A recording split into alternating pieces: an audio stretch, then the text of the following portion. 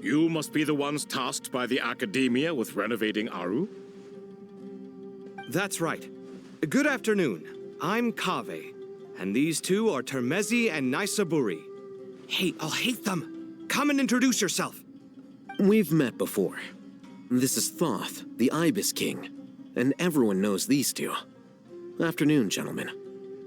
I've only ever seen these two in murals. Ah, the paintings in the temple. They show us chatting, playing cards, playing chess. Precisely the activities we most enjoy, funnily enough. No, only you enjoy playing chess. We were just humoring you. I wouldn't go that far. Back to the matter at hand. A preliminary assessment by the Academia indicates that this project requires expertise in various disciplines, including the deciphering of ancient texts, mechanical engineering, the restoration of ancient ruins, and elemental theory. The most capable minds in their respective fields are here before you. If there are no objections, we'd like to begin our work. The artisans who built Aru for Al-Ahmar gave their very lives to create this splendid work.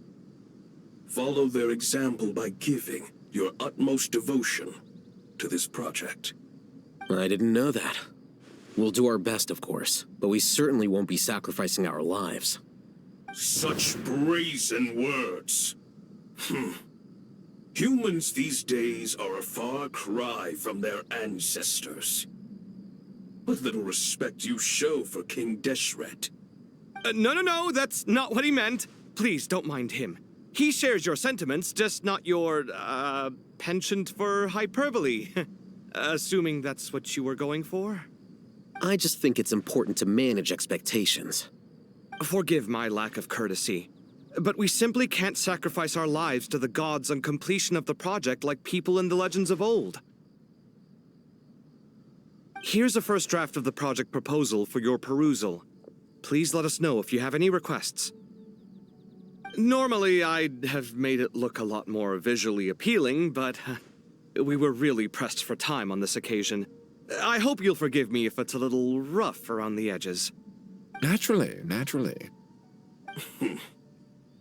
If my fellow ministers deem this meager display of respect sufficient, I suppose I can consider agreeing to their proposal. Why are you so preoccupied with the ostentatious displays of respect to Al-Ahmar? We should be trying to make things easy for them. You never know. We might have to rely on these young people to look after us in our old age. Exactly. This is Aru's mainframe. Be reminded to use it with great caution. We certainly will. Thank you for your assistance. You may attempt to lay out punishments should you so desire, though I'm afraid it would be futile. You and I both know that certain components of Aru can only be operated by humans. King Deshret always believed in humanity. Still, the reason that Aru's modules are designed that way is not so much because he trusted them, but more because he was wary of you. Is that true? No wonder human artisans helped to build Aru then. He actually required human assistance to create his greatest work. Naturally. Have you noticed that the Goat King keeps giving superficial responses? It's like he's just going through the motions and leaving the real debate to his colleagues. He understands the art of perfunctory speech. That's what earned him his position as the Minister of Ministers. It seems the rumors about King Deshret being a poor judge of character are baseless after all. Excuse me for being blunt, but it sounds suspiciously like you're putting yourself on a pedestal and mocking me. You're mistaken. And while there's nothing strictly wrong with making every conversation about yourself, it's not exactly a positive tendency either. You? Whatever. I knew it'd be like this working with you. All right, let me past. I need to look at this console. It's your job to activate it after all. Let's begin.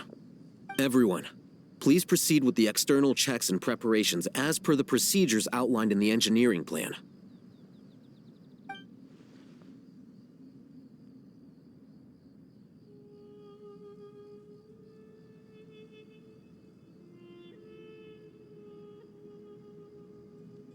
Hello there, youngsters. Whoa, the Ibis King came to life. What do you mean, came to life? I've been alive the whole time. You did say we could start our research, right? Are you having second thoughts now? I've reviewed the proposal. The work you're planning to carry out on this grand device is ambitious in its scope. You have ample confidence in your abilities, I take it? I wouldn't say I'm feeling hugely confident, but given how bad things are, I'd rather at least try something than sit around waiting to die. You are the top scholars of your day.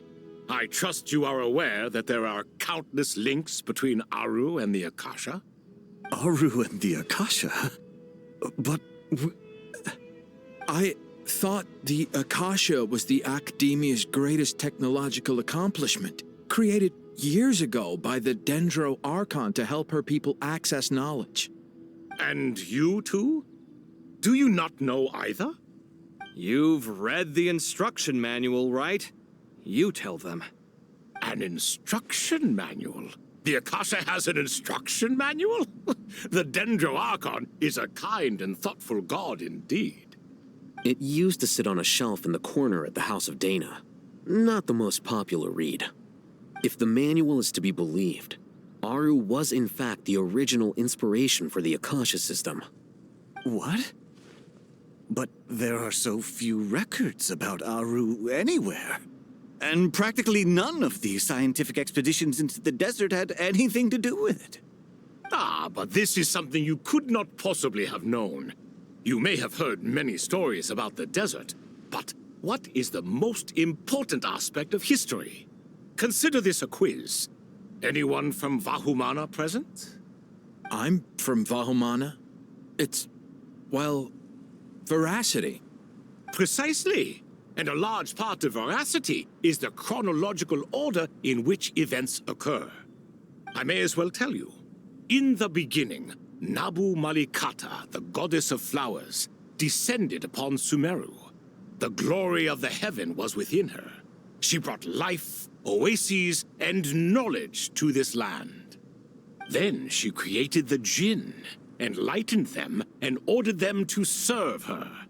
2 other gods also walked upon this land where wisdom flowed in abundance, and the 3 met beneath the great green trees. It was the first and greatest alliance. We should speak with reverence of this covenant between the 3, which transcended both time and life. For they promised that in Sumeru, wisdom would be shared with all. All the great changes in Sumeru's history began with the goddess of flowers. For King Deshret's sake, she pried into the secrets of Celestia, and for this was burned to ashes by the flames of wrath. So grieved was King Deshret by her passing that he lost all interest in state affairs and devoted himself instead to the knowledge that she had brought back. It was after learning of the technology from that floating island in the sky that he first conceived of Aru. And so, the Akasha was inspired by Aru, while the basis for Aru itself came from Celestia's technology. Well, if the 2 share a common technological origin, then connecting one system to the other is an entirely feasible idea. Unbelievable. Have you no reverence at all for celestial technology? No, I do, but there's no time for that. The schedule is too tight. Blame it on the deadline. Perhaps you could try coming up with our cutoff dates. You know what it's like having to turn around 5 different drafts in one day? I wouldn't wish it on my worst enemy. Yeah, also, Sir Ibis King, you don't plan on getting directly involved at all, do you? Yes, well, you strike us more as having come to give a popular science lecture. Or, wait, does this count as more of a first-hand witness statement? Neither. Anyway, this sounds like far too much work for me.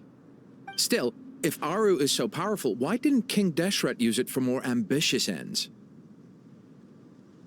Because it was never fully completed. King Deshret had grand plans, but he perished before they could come to fruition. In the beginning, his wish was to create something that could rival the very world itself.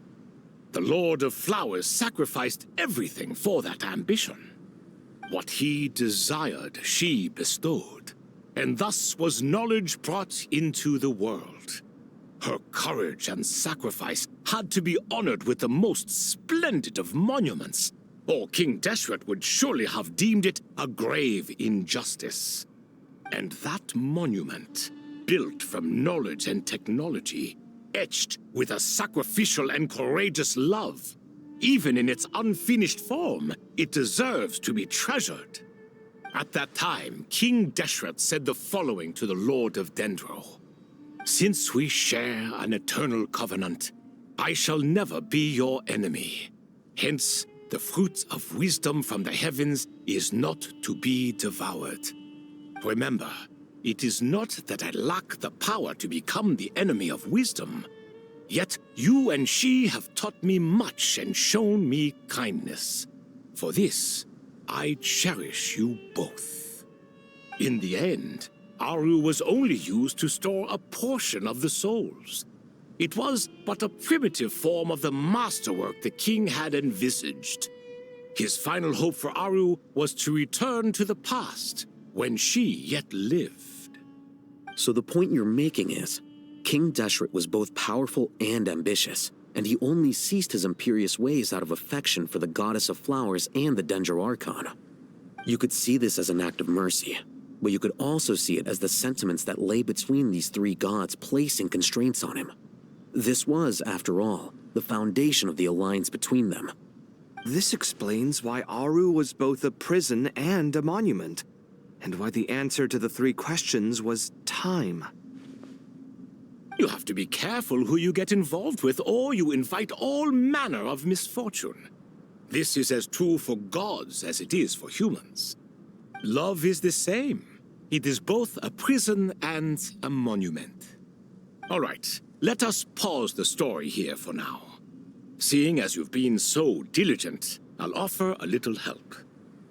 Who's in charge again? Is it you two? Ah, yes, me and him. Now then, close your eyes. Wisdom hides in the space between the tangible and the intangible. It is to convey the incommunicable through the simplest of mediums. By the power of King Deshret, I shall grant you a glimpse into the unseen secrets that lie at the threshold of existence.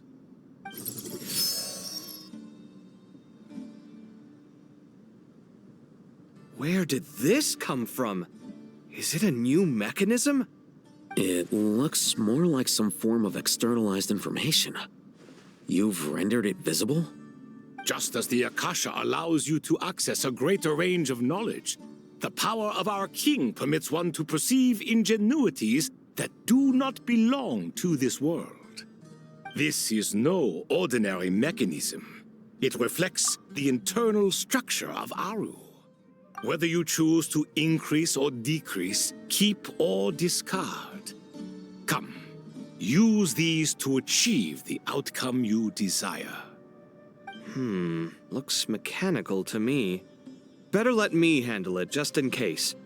But wait, how do I get up there? Turn around. So that's where the elevator is.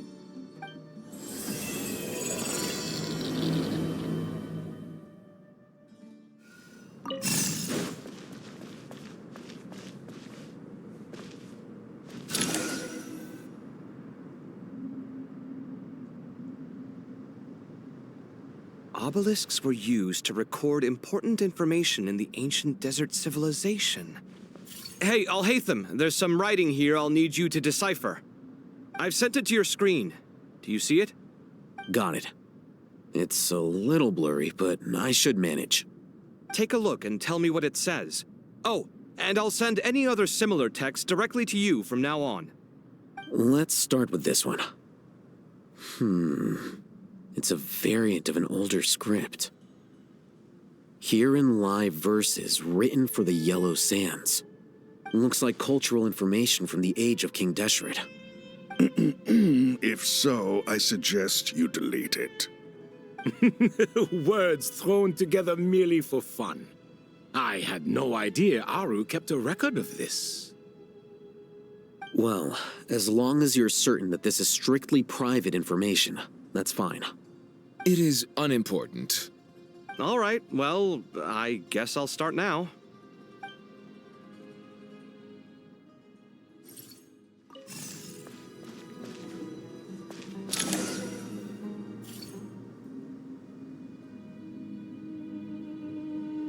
Found some more. Sending them over to you now. These are all reports about the Gurubad conflict. Can we delete them?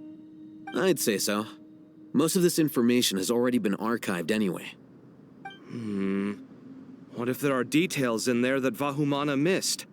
What are we supposed to do if they come after us in the future? They'll just have to live with it. If we don't resolve these issues now, there won't even be an academia in the future, let alone a Vahumana Darshan. Yeah, you're right. Okay, done. There's some other similar monuments nearby. I'll check them out.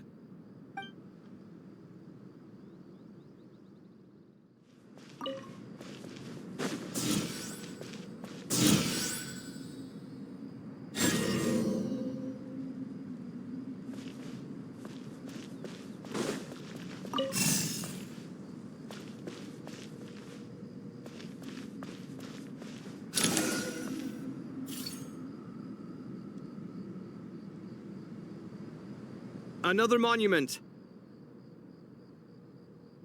Hold on.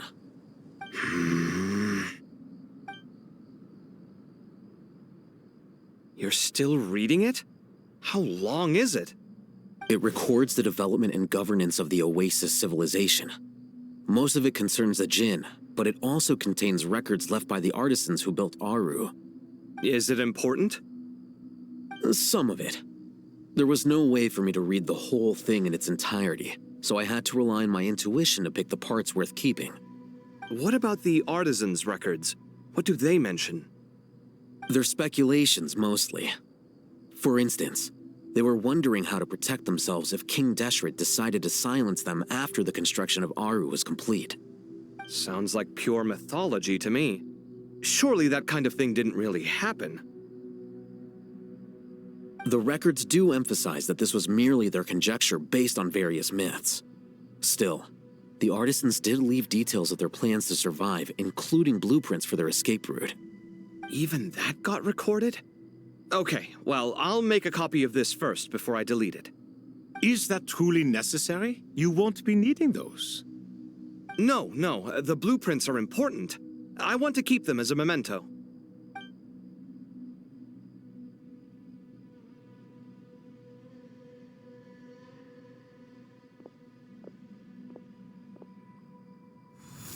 I think that should just about do it. It meets the requirements of the contingency plans, so we should be good. I gotta say, it's the strangest feeling, this cross between reality and the intangible. It's like drifting between life and death, or in and out of a dream, using my own hands to manipulate illusions that are forever out of reach. Chasing dreams in the most literal sense. Definitely a novel experience. What happens if my spirit just floats away? That won't happen. Anyway, I wouldn't celebrate just yet if I were you. There's likely to be a phase 2 of this project. All right. I'd better keep my wits about me then.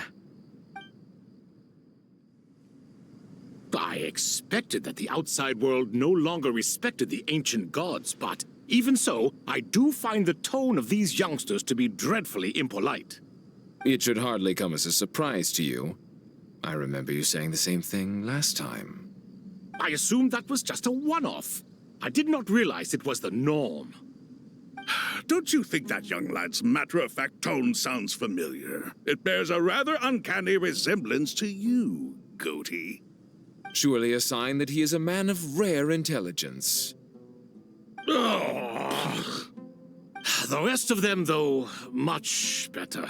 The blonde-haired one, for instance. So sincere. That's the kind of kid I can respect.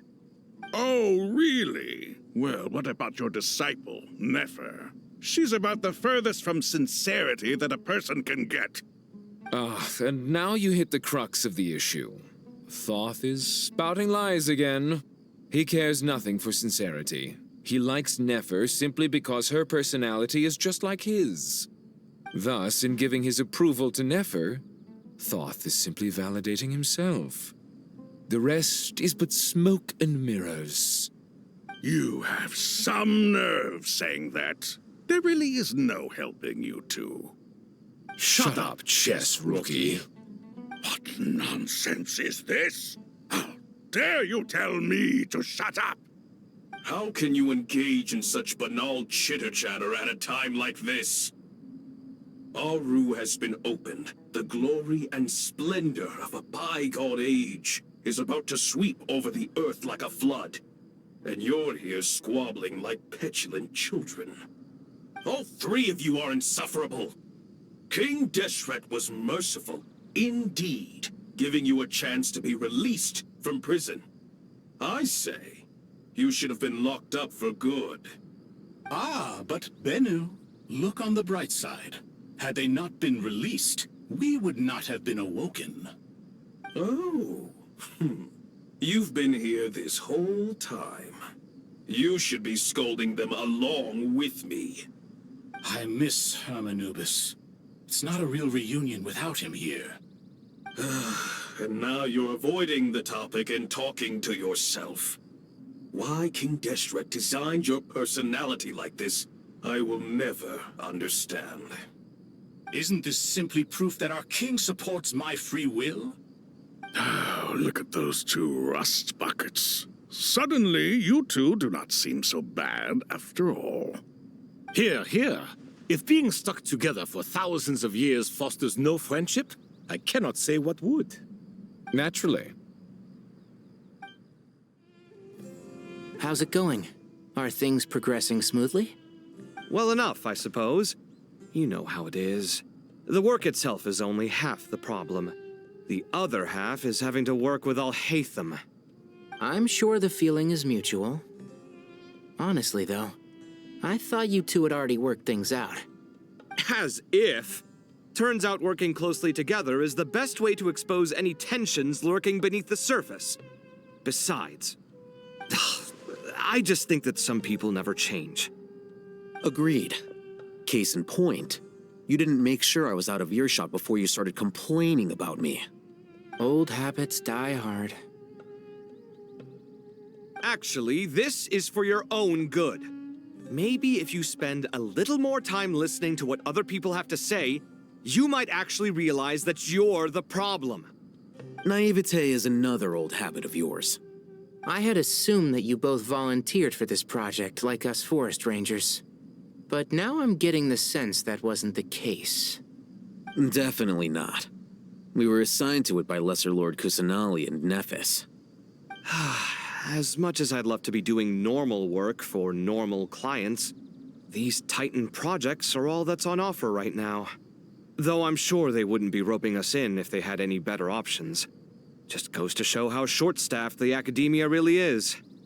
I'm sure you've prepared yourself mentally, but I still feel the need to advise you to lower your expectations. It might make the process of working together a little less intolerable. I know! Same to you! But if you already understood that, you should also know not to say the quiet part out loud. Why don't you come help me with my forest patrols? Might help you avoid any further disagreements. Good suggestion, but unfortunately, differences of opinion will always exist. Changing the nature of the work won't get rid of them. For once, I actually agree. There is zero chance of us ever resolving our differences. Zero! But even so, the work must be done. Care for some coffee? I'm glad to see you making progress. Don't act so smug! It'd be nice if you made some too! I feel like even I've made some progress today. In the past, I never would have dared to try and mediate a conflict between you two while you're both right there in front of me. Apologizing probably makes it sound like I'm in the wrong, but I'm sorry. I was just kidding. Truth be told, I don't have any work to do at the moment, so I'm just here to kill some time. How's Kale? She's studying with Nicole. I'm not sure how she's getting along, but she seems to be in good spirits at least. I wouldn't worry. Angelic affairs are probably above your pay grade anyway. I know what you mean, but Sino and I are still a little concerned for her. He said he'd go keep Kale company after he's finished training the mercenaries. I'm planning to join them myself shortly. Kale will be okay. Have faith in her. Even we can see how much more confident and outgoing she's become in these past few years. Thanks to you and Sino being there for her and providing guidance every step of the way, she can finally stand on her own 2 feet. On her own 2 feet. Does it feel bittersweet? Watching the younger generation grow up and move on? No, not yet, at least. I was just thinking, I wish there was more I could do for everyone. She'll be fine. Yeah, she will. Just try to relax.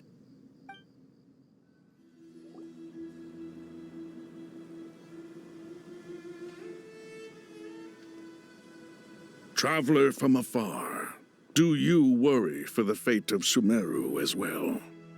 Whoa! It's Sobek the Crocodile King! Greetings, Crocodile King. Please be at ease. I'm just here to chat with you about Lesser Lord Kusanali. Sounds like you really care about her. Yes, although to be exact, it is a mixture of both concern and curiosity that I feel. Speaking of Nahida, Paimon was wondering how she's doing. Wait a moment.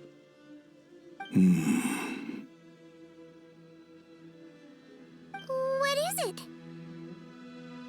I tried calling out to a pep, but there was no response. This can only mean that she is focusing all her energy on taking care of Lesser Lord Kusanali. All the gods who serve King Deshret seemed super surprised to hear that a pep agreed to help Nahida. Guessing she made a bad impression on you or something. Are you aware of the history between her and our king?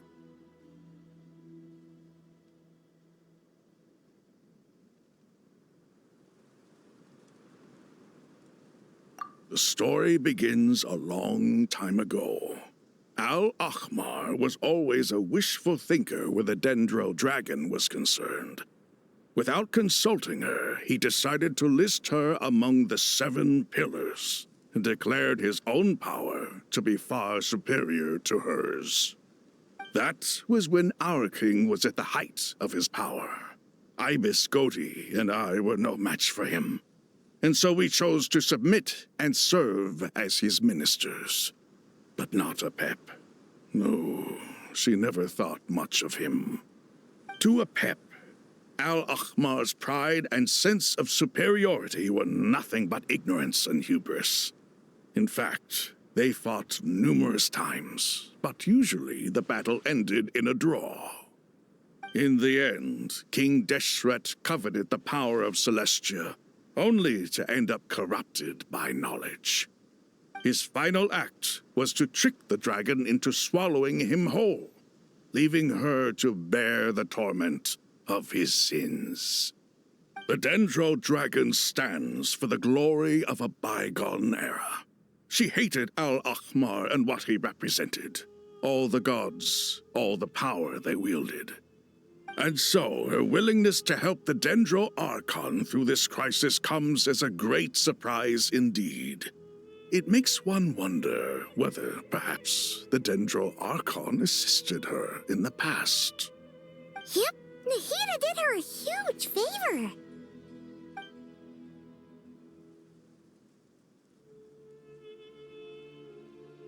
So Lesser Lord Kusanali put an end to the Dendro Dragon's many long years of torment.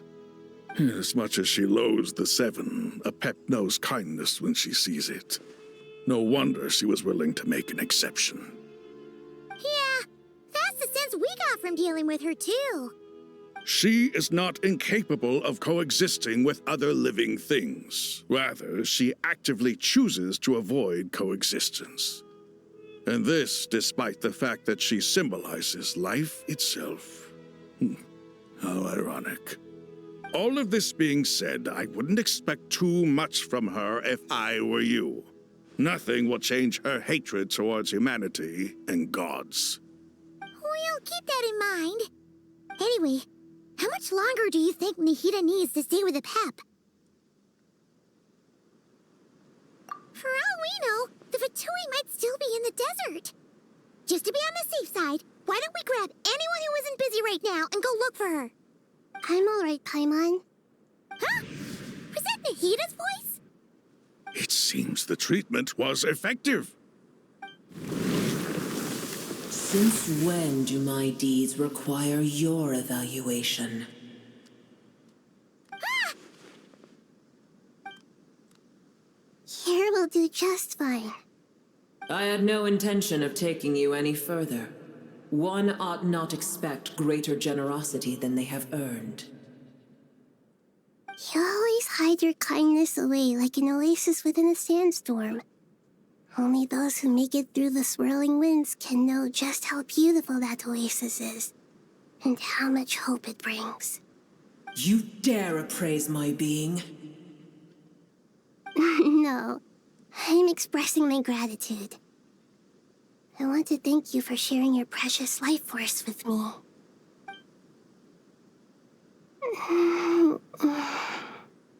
Awake already? You are more resilient than I thought. Pep. I feel much better. Thank you. Gods and their gratitude mean little to me. I would rather you give me your assurance that the situation with Irminsul and Sumeru's ley lines will be competently managed. If I suffer any ill effects from the ley lines, you, as the god of this land, will be held responsible. And you would not enjoy being held to account by me. I understand what you require, but I would assume this task even if you did not demand it. Sumeru is my responsibility. I must resume my duties as soon as possible. A farcical notion. God of Sumeru, I hope you realize how unextraordinary your strength is. And yet, maybe it is precisely what defines me. A god of wisdom is not meant to rule by force. Then hold steady. We go forth. Well, I'll be. Is that a Pep? Do my eyes deceive me? Of all places, the Dendro Dragon has decided to visit the mausoleum of King Deshret?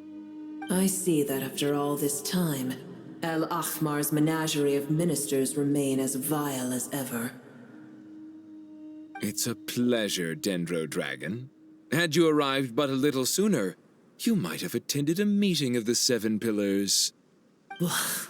What a nauseating thought. You are not the first insects I have had the displeasure of dealing with today. A swarm of them tugged on my tail on my way over. Goodness knows what hovels they crawled from. Why do all the creatures of this world remain so lowly after all this time? What did you do with them? I cast them away. What would you have me do? Keep them as trinkets? Boer, this is where we shall part ways. To be clear, I do not wish to see you or anyone else here ever again, unless absolutely necessary.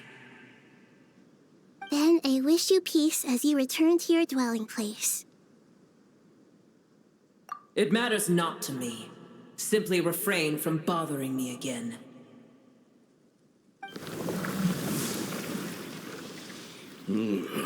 A force to be reckoned with. At times like this, I feel glad that she has no interest in any of this. Hold on, just hold on, okay? We're almost there. We made it! Huh? Wait, that voice! It's...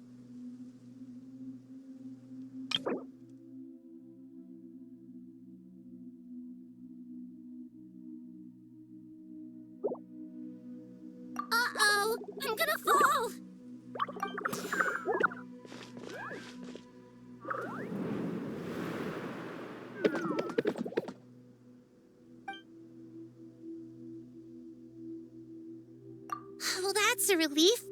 A pair of safe hands indeed. The Dendro Archon's familiars. They are the last thing I expected to see here. Huh? Wait, what are the Aranara doing here? Don't you guys hate the desert? Obviously I was worried about the Dendro Archon.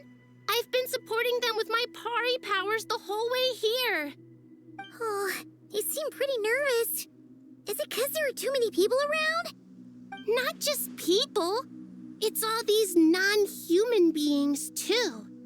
It's hard on them. I can't believe you made such a long and dangerous journey just for my sake. I appreciate your support so much. Thank you all. I'll have to ask everyone to wait while I help our new arrival settle in. Once I'm done, I'll gather everyone to discuss our next steps. Traveler, Paimon, shall we find a place for our friends to stay? Awesome! Let's go! Well, first I have some questions.